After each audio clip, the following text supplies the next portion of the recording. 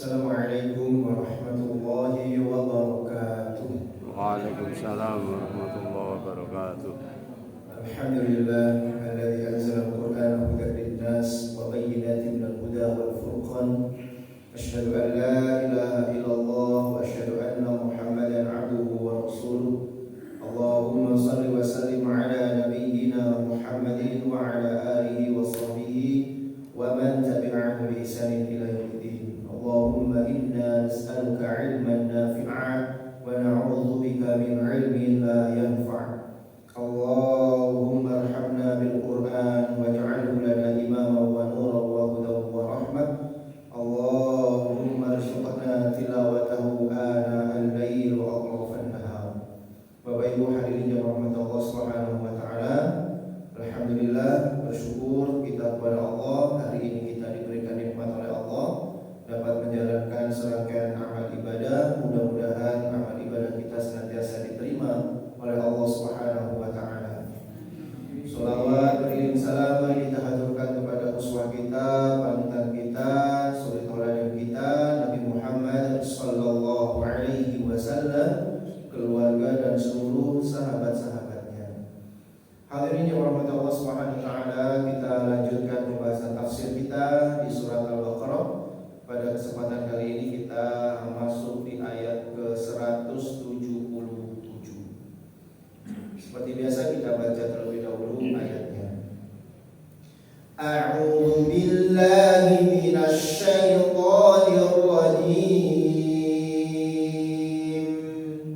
A'udzu billahi minasy syaithanir rajim.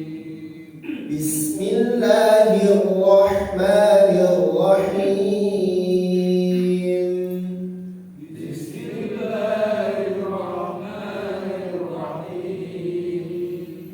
Laisal birra an tuwallu wujuhakum qibalal masyriqi wal maghrib.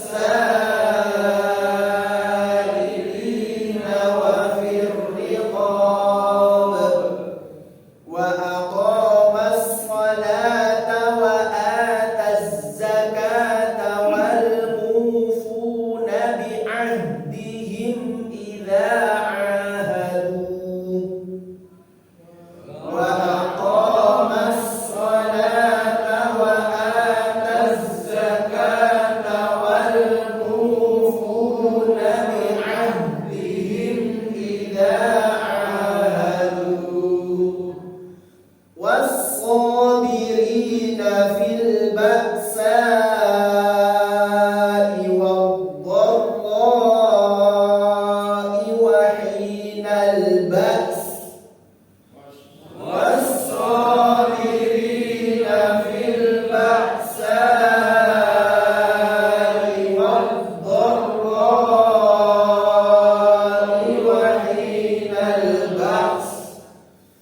Ulaikal ladzina shadaqu wa ulaika humul muttaqun.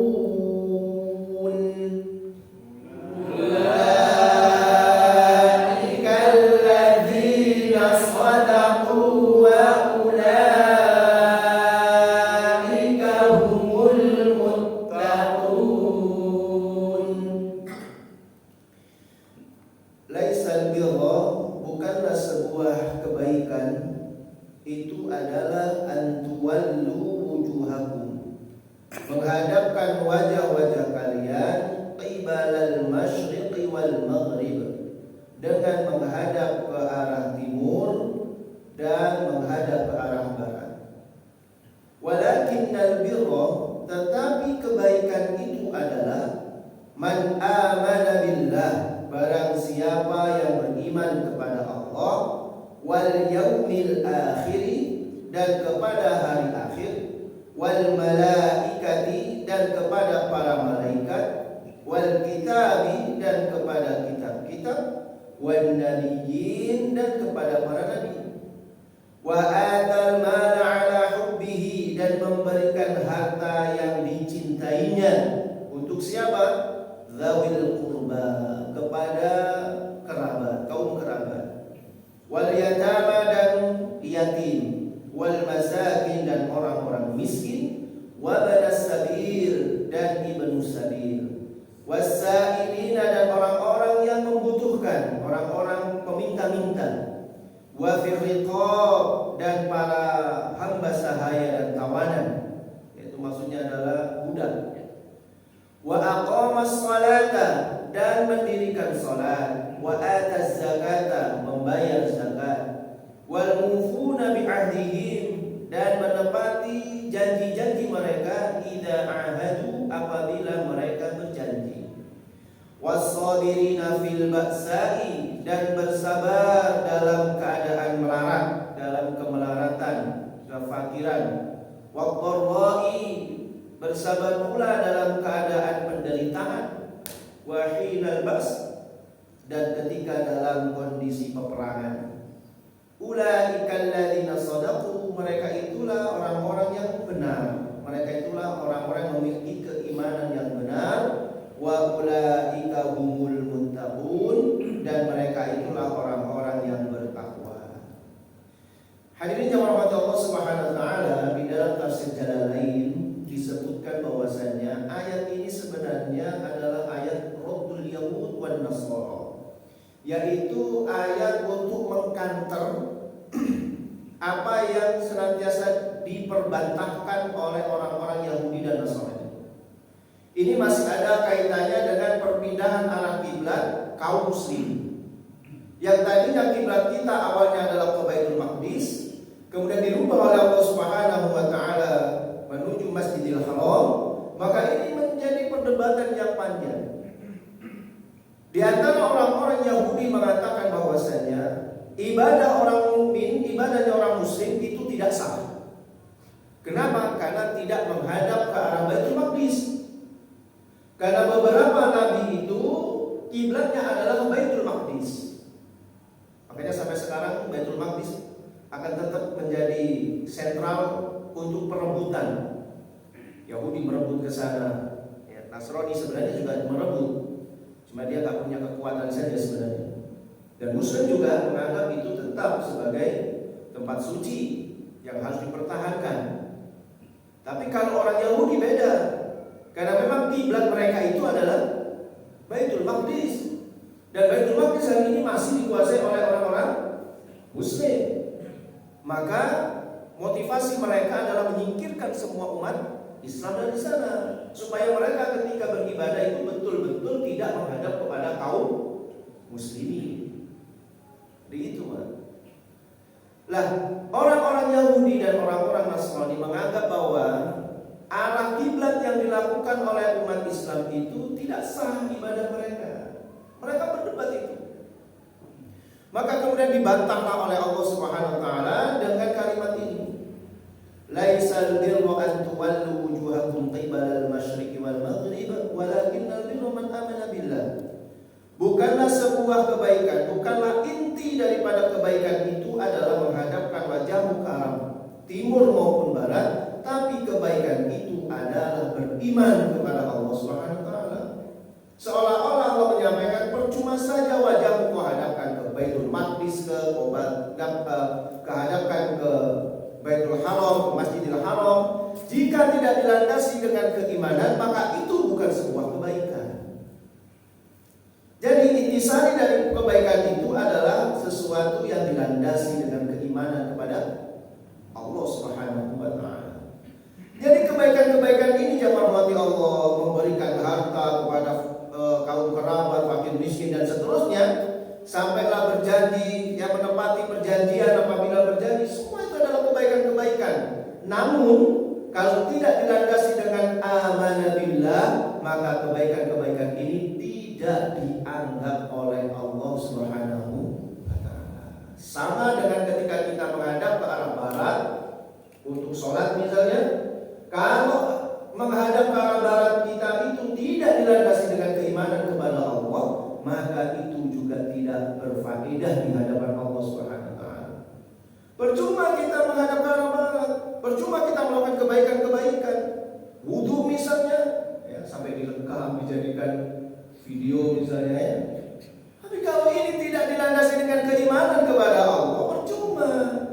Maka itu bukan nilainya, bukan sebuah kebaikan, tapi bisa jadi itu adalah sebuah tipuan, pencitraan dan sebagainya. Tidak ada faedahnya di sisi Allah Subhanahu wa taala. Maka di sini jelas Allah menyebutkan semua itu harus dilandasi dengan keimanan.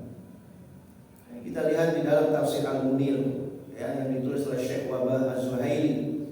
Al-birru idzan, ya, kebaikan itu, ya, maka kebaikan yang hakiki itu adalah huwa al-iman al-haqiqiyul kamil asy-syamil li usul i'tiqad, yaitu keimanan yang hakiki, yang sempurna, yang menyeluruh pada kaidah-kaidah keyakinan, akidah, kepada dasar-dasar akidah.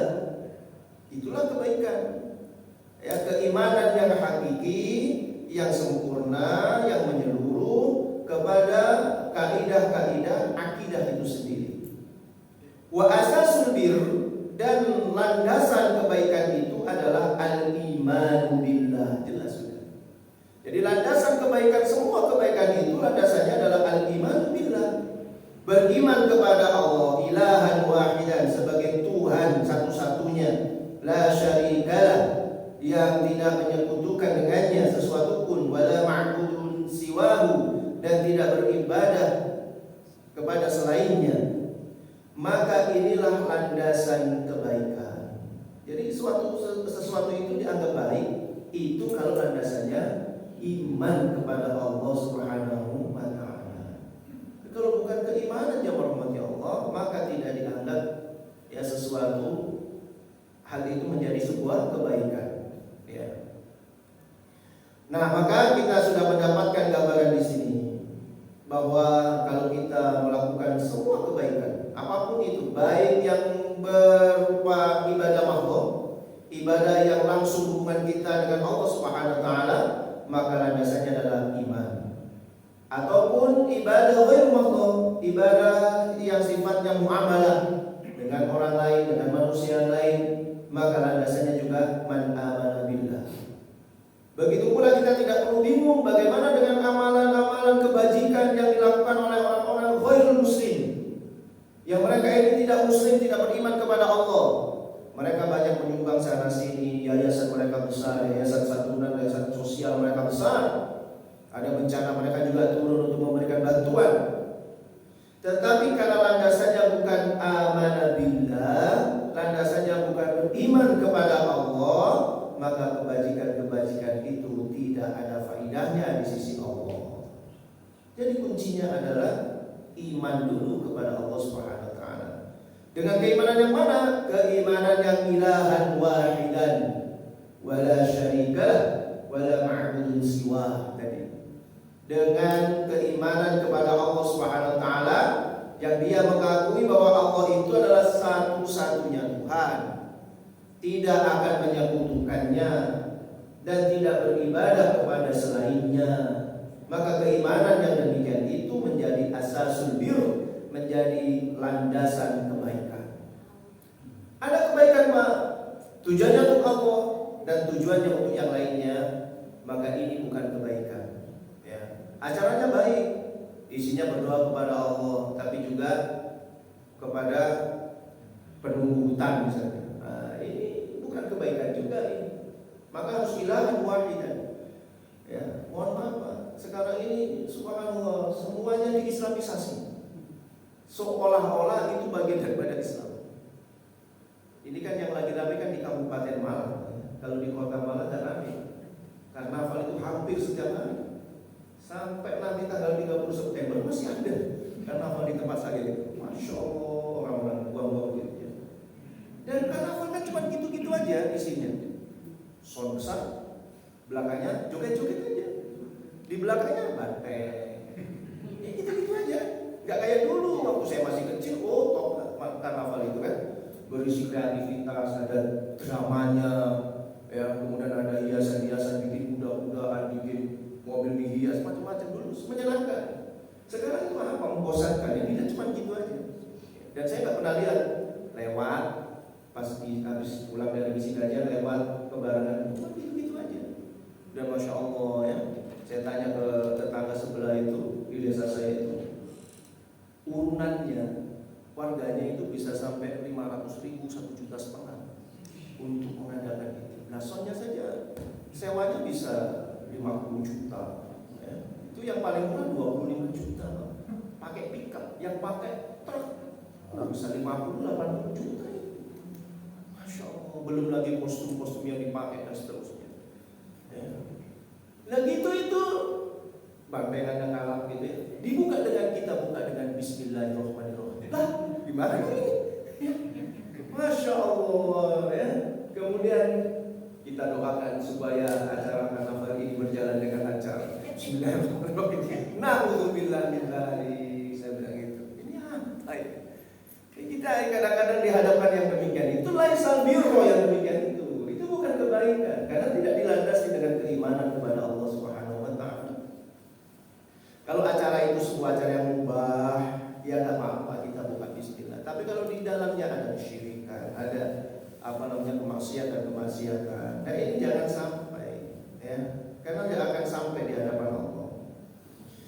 Jadi jamaah Allah Subhanahu wa taala, sekali lagi ayat ini adalah untuk mengkanter ya orang-orang Yahudi dan Nasrani yang mengatakan bahwa Islam adalah ajaran yang tidak benar karena kiblatnya menyelisihi kiblat umat-umat terdahulu yang mereka menghadap ke arah Baitul Maqdis. Dan di dalam ayat ini juga ada faidah yang bisa kita ambil yang rahmati Allah, bahwa agama itu tidak harus diperdebatkan, bahwa agama itu perlu diamalkan. Jadi percuma kita berdebat-debat terus terhadap agama. Agama tidak perlu diperdebatkan. Dan ini perdebatan antara orang Yahudi Nasrani yang menganggap bahwa kiblatnya orang Muslim itu tidak sah. Ya, percuma agama itu diperdebatkan. Ya, agama itu untuk diamalkan. Kalau diperdebatkan ya Allah, masing-masing pasti punya dalil sendiri-sendiri, masing-masing. Jangankan perkara yang baik, perkara yang buruk aja punya dalil. Walaupun dalilnya nafsu, ya, akal, ya tetap punya dalil. Gitu. Apalagi kalau yang berdalil itu ternyata pinter ngomong misalnya, ya, sudah biasa berdebat, ya kalah walaupun kita punya dalil 1 juta dalil gitu ya. Tapi dia ruwet Pak, ayo menang aja yang ruwet, jenenge ruwet gimana?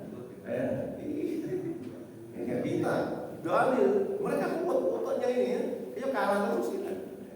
Ya sudah. Lakum dinukum waliyadin juga kalau seperti itu. Jadi ini sekaligus faedahnya supaya kita tidak terlalu memperdebatkan agama, tetapi lebih kepada amaliyahnya saja. Kita beramal ya supaya menghasilkan karya-karya yang besar. Maka landasan daripada kebaikan itu pertama adalah man amana billah, beriman kepada Allah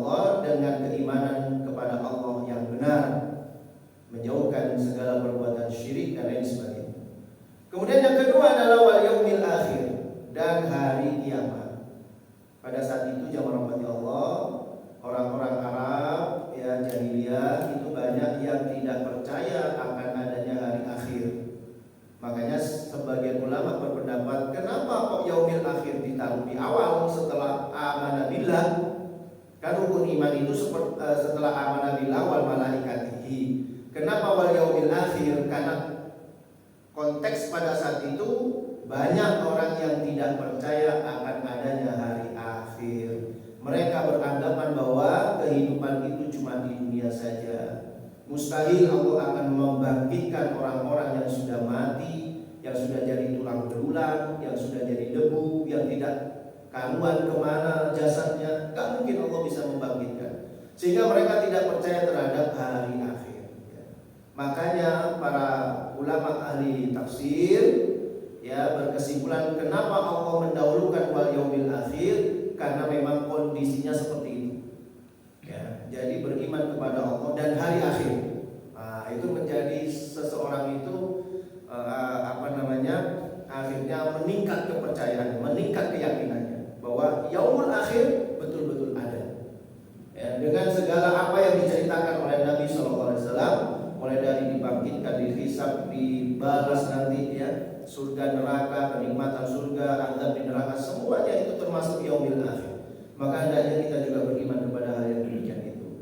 Wal malaikati, dan para malaikat, wal kitabi, dan kitab-kitab yang telah diturunkan oleh Allah Subhanahu wa taala.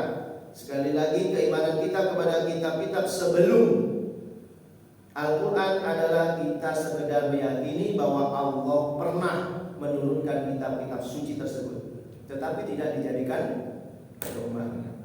Ya. Yang kita jadikan pedoman itu adalah Al-Quran saja.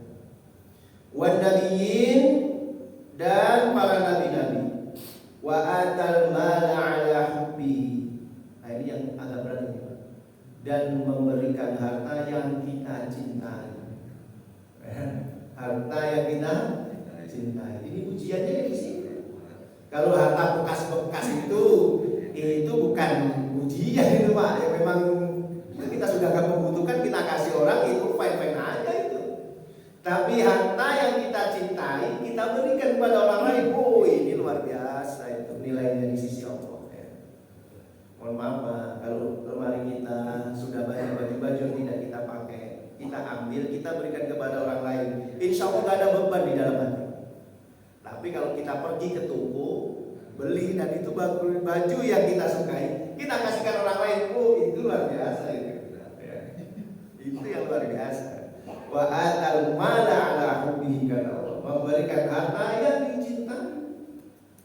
Makanya Imam Syafi'i di dalam salah satu qaulnya, salah satu pendapatnya itu adalah bersedekah itu harus yang terbaik, bukan yang tersisa-sisa, kata Imam Syafi'i.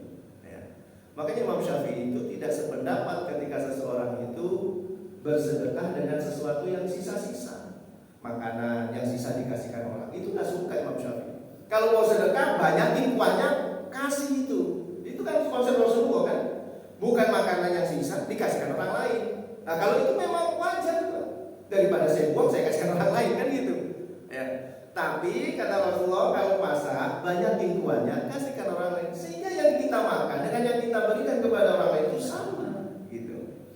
Makanya Imam Syafi'i berpendapat seperti itu. Ya, jadi Imam Syafi'i lebih suka engkau bersedekah itu dengan engkau banyakin kuahnya, berikan kepada tetanggamu, daripada sisa makananmu engkau berikan kepada tetanggamu. Nah, itu. Maka yang pertama harus kita berikan harta kita itu kepada siapa urutannya ini? Yaitu dzawil qurba, kaum kerabat. Kaum kerabat yang paling dekat dengan kita siapa? Orang tua. Itu adalah kaum kerabat yang paling dekat dengan kita. Maka jangan sampai ada orang tua yang tidak makan sementara anaknya makan. Jangan sampai orang tua itu pakaiannya jelek sementara anak-anaknya pakaiannya bagus. Terkecuali kalau mereka memang tidak mau. Kan ada orang-orang tua itu yang kita kasih itu memang tidak mau mereka. Ya itu sudah bukan bukan urusan kita. Yang penting kita masih mau memberikannya, kan gitu.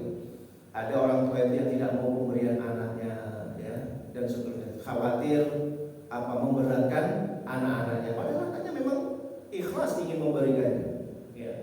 Ada tetangga saya itu, sudah tua, tapi tetap ke pasar, jualan. Jualan itu remeh jualannya. Ya, di pasar itu jualannya remeh aja, cina, kecil-kecil, cuma sedikit. Padahal anaknya banyak yang sukses itu. Ketika saya tegur anaknya, kenapa ibunya sudah tua kok masih? Ya ibu saya nggak mau disuruh berhenti. Ya, ibu saya tidak mau disuruh berhenti. Kalau berhenti terus aku lapor, gitu. Padahal setiap hari itu juga dijaga sama anak-anaknya makanannya, tapi ibunya nggak mau. Ya, dan kemudian katanya saya ingin membahagiakan orang tua saya, dan orang tua saya bahagia dengan jualan ini, ya sudah, saya berikan haknya. Jadi kadang ada orang tua yang demikian. Nah itu adalah orang yang terdekat dengan kita. Kemudian siapa lagi? Ya saudara-saudara kita, yang adik, abang, kakak kita, ya.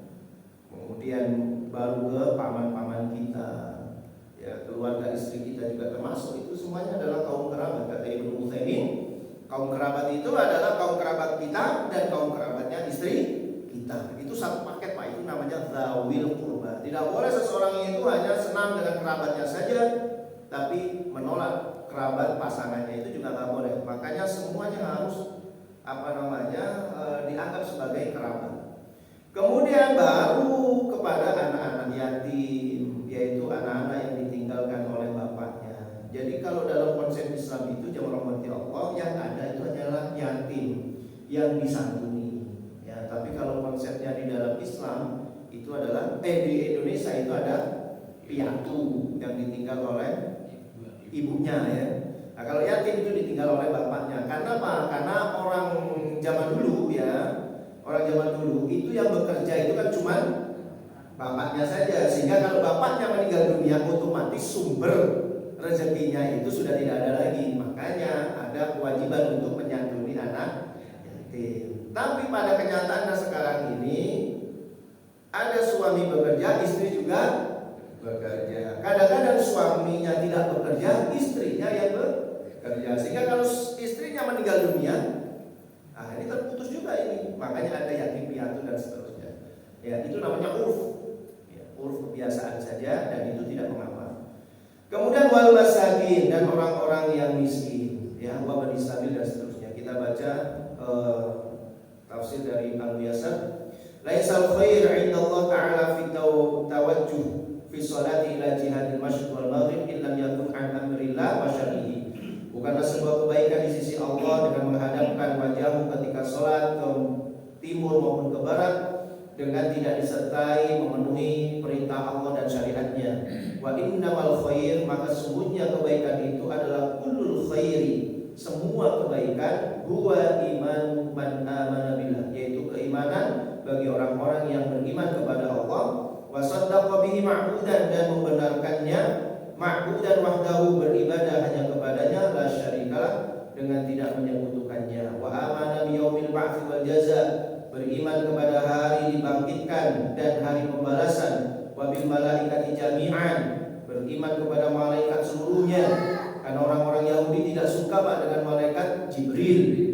Dia mengatakan keliru malaikat Jibril itu memberikan wahyu kepada Nabi Muhammad, karena dia bukan keturunan Israel, ya. Jadi malaikat Jibril jadi musuh. Beda juga dengan orang Nasrani, terlalu berlebih-lebihan terhadap malaikat Jibril sehingga dianggap sebagai unsur Tuhan, ya. Dia mereka sebutkan Ruhul Kudus, itu maksudnya adalah malaikat Jibril, ya, bagian daripada unsur Trinitas. Nah, itu terlalu berlebihan, ya. Orang umat Islam tetap menganggap malaikat ya malaikat.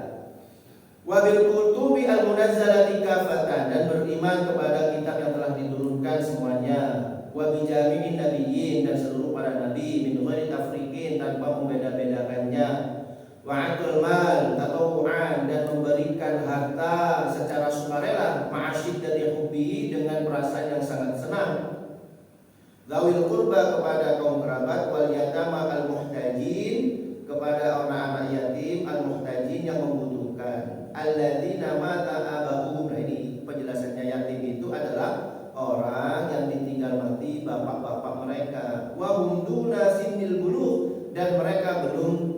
sampai pada usia balik. Jadi yatim itu definisinya adalah orang yang ditinggal mati bapaknya dan usianya belum balik. Kalau sudah balik berarti bukan yatim lagi, Pak.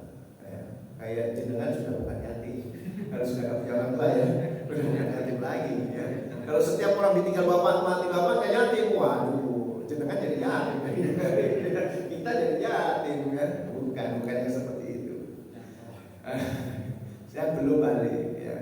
Wal masakin alladzina la yamlikuna ma yakfihim ma yasutu hajatihim, dan orang-orang miskin yang mereka tidak memiliki sesuatu yang dapat mencukupinya dan menutupi kebutuhannya. Jadi orang miskin itu adalah orang yang memiliki harta tapi tidak cukup untuk kebutuhannya sehari-hari. Itu namanya orang miskin. Kalau orang fakir yaitu orang yang tidak memiliki apa-apa untuk memenuhi kebutuhannya. Jadi fakir itu lebih miskin, ya lebih parah lah ya, lebih parah dari orang miskin. Kalau miskin masih punya harta tapi tidak cukup, punya penghasilan tapi tidak cukup untuk memenuhi kebutuhannya. Penghasilannya 20.000, kebutuhannya 30.000, berarti tidak cukup, dia miskin. Kalau fakir memang betul-betul tidak punya apa-apa sudah. Bisa jadi karena orangnya cacat sehingga tidak bisa bekerja, ya kan? Atau PHK belum dapat pekerjaan lagi, bisa jadi. Walaupun rumahnya besar, bangkrut, ya bisa saja. Rumahnya tetap besar, orangnya udah bangkrut, ya bisa jadi fakir juga, ya gitu. Kemudian wal musafirin, dan Ibnu Sabil tadi adalah al musafirin al muhtajin, yaitu orang-orang musafir yang sangat membutuhkan. Alladzina ba'udu an ahlihim wa malihim, yang mereka itu jauh dari keluarganya dan hartanya. Jadi orang yang sedang dalam perjalanan jauh kehabisan bekal, Pak. Sementara keluarganya jauh, tidak mungkin untuk didatangkan. Maka orang-orang musafir yang seperti ini perlu kiranya untuk dibantu. Tapi kalau musafir zaman sekarang, itu dompetnya memang tipis, tapi kartunya lagi sini tebel-tebel. Kalau orang dulu kan dompetnya tebel, kalau sekarang tipis, pembayarnya pakai UFO, pakai kuping, ya udah nggak bawa uang sekarang ini. Makanya pencuri-pencuri zaman sekarang itu bingung kan, dicuri dompetnya, kosong dompetnya, paling isi surat-surat gitu ya, SIM, KTP gitu ya, atau ATM lah. Tapi semuanya bayarnya sekarang pakai UFO, pakai kuping, pakai ya itulah apa e-money lah ya, kata orang yang sekarang kan e-money ya. Wasailin alladzina qaru ila su'ali li syiddati hajatihim, dan orang-orang yang membutuhkan, peminta-peminta yang mereka dalam kondisi darurat ya, untuk memenuhi kebutuhan-kebutuhan mereka karena li syiddati hajatihim ya, karena untuk memenuhi hajat mereka. Jadi memang ada orang peminta-minta itu yang mereka itu memang betul-betul membutuhkan, ada. Tapi ada juga peminta-minta itu yang memang untuk profesi mereka aja. Ya, profesinya apa? Ya minta-minta itu. Makanya ada peminta-minta itu yang kaya-kaya juga ada, Pak. Bahkan lebih kaya daripada yang beri. Ada juga. Tapi ada juga orang yang peminta-minta yang memang betul-betul membutuhkan. Nah ini yang agak sulit untuk kita ya, perlu kita bedakan yang di sini nih, Pak.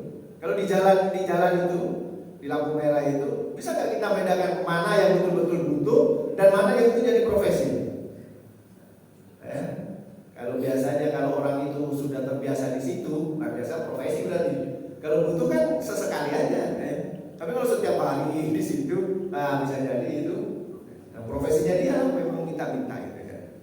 Nah, ini harus kita berhati-hati di situ.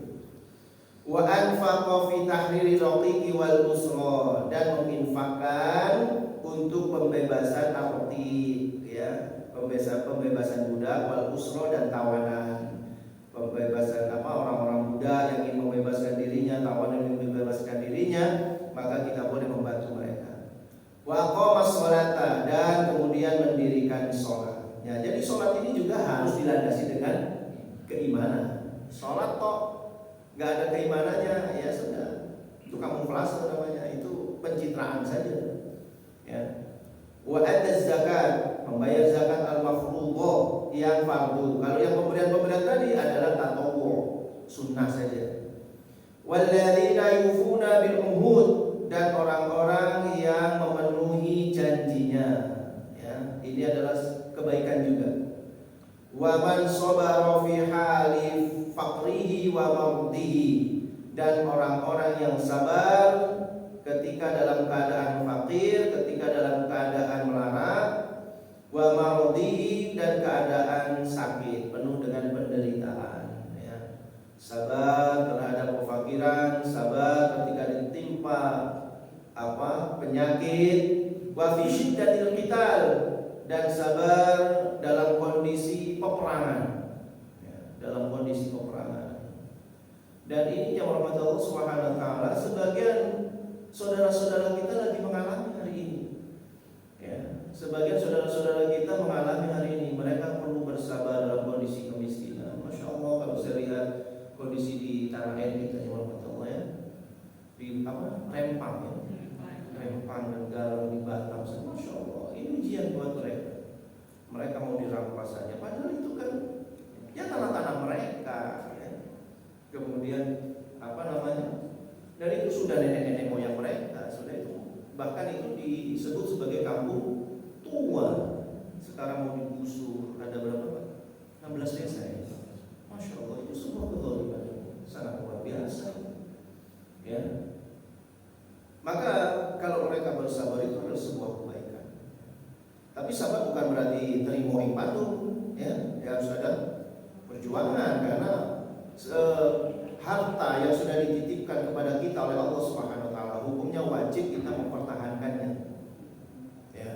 Sampai kalau dalam hukum Islam itu, hadirin jamaah rahmati Allah, kalau kita diberikan amanah oleh Allah berupa harta, kemudian harta kita itu mau dizalimi oleh orang lain, dan kemudian kita mempertahankannya sampai kita mati misalnya, maka matinya dalam keadaan syahid di jalan Allah karena mempertahankan amanah dari Allah Subhanahu wa taala.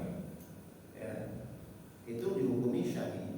Tapi kalau orangnya yang merebut itu yang mati kemudian sangit, bukan syahid juga. Ya.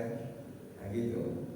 Ulaikal mutasaffuna bihadhihi sifati hum alladzina saddaqu fi imanihim.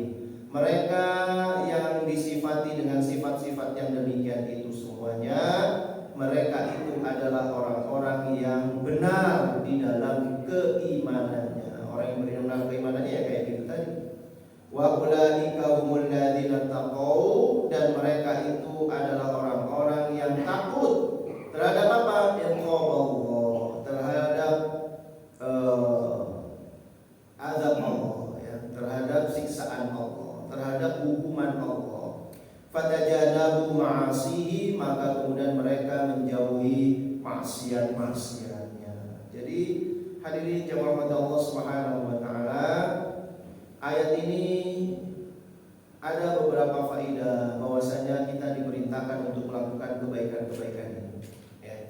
Tidak hanya sekedar menghadapkan ke arah barat saja kebaikan itu, tetapi kebaikan itu yang harus hubungannya dengan Allah dan hubungannya dengan kemasyarakatan. Jadi Islam itu balance, ya, seimbang antara hubungan dengan Allah baik, hubungan dengan manusia juga harus baik. Tetapi semua kebaikan itu harus dilandasi dengan keimanan kepada Allah Subhanahu wa taala. Yang kedua, agama tidak harus diperdebatkan, tetapi lebih kepada diamalkan. Percuma kita berdoa terus tapi tidak diamalkan. Mendingan kita beramal sehingga nanti akan melahirkan karya-karya yang besar. Demikian jamaah Allah Subhanahu wa taala yang bisa kita pelajari, mudah-mudahan bisa dipahami dan mudah-mudahan bersama dengan turunnya hidayah kita dapat melaksanakannya dengan sebaik-baiknya. Akhirul kalam, subhanakallahumma wa bihamdika asyhadu an la ilaha illa anta astaghfiruka wa atubu ilaik. Assalamualaikum